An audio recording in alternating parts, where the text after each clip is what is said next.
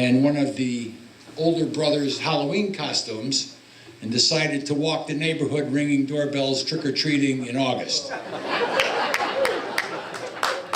My mother came home, asked my grandmother, "Where's Eddie?" "Upstairs."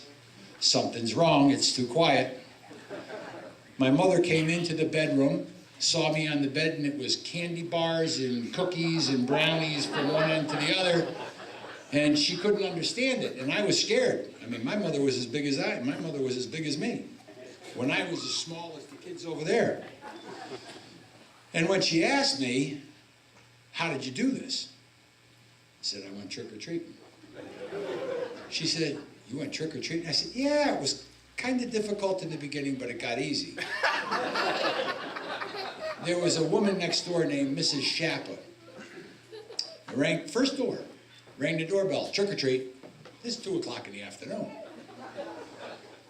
She says, "Eddie, it's August." I said, "I know, trick-or-treat."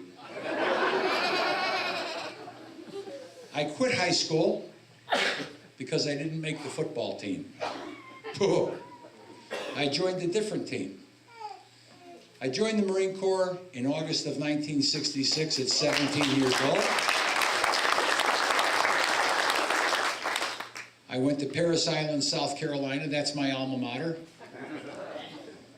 I was too young to be deployed to Southeast Asia, and I had volunteered. They wanted to make me a basic aircraft maintenance man. I said if I wanted to fix planes, I'd join the Air Force. They said, "Well, what do you want to do?" I said, "Put a bayonet in my mouth and roll around in the mud with people of another nationality." So I was an 0311 grunt.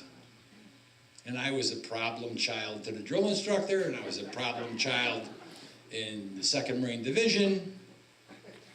But my proficiency and conduct marks in combat were top of the line. My company commander in Southeast Asia is a gentleman by the name of Fred Smith. He came home and founded Federal Express.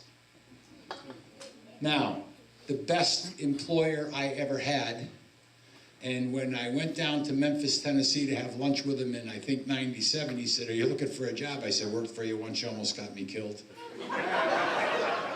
Married a rich woman, don't need money, don't need a job, and don't answer to anybody. But I went to combat, and I learned something on January 27th, 1968. There was a heavy NVA machine gun firing between 2 buildings, and a bunch of us were leaning up against the rice paddy dike, and I was ready to puke in my helmet. I was so scared. I looked to the right, I looked to the left, and I said, I can't let these guys see me puking in my helmet. Because when I get nervous, I lose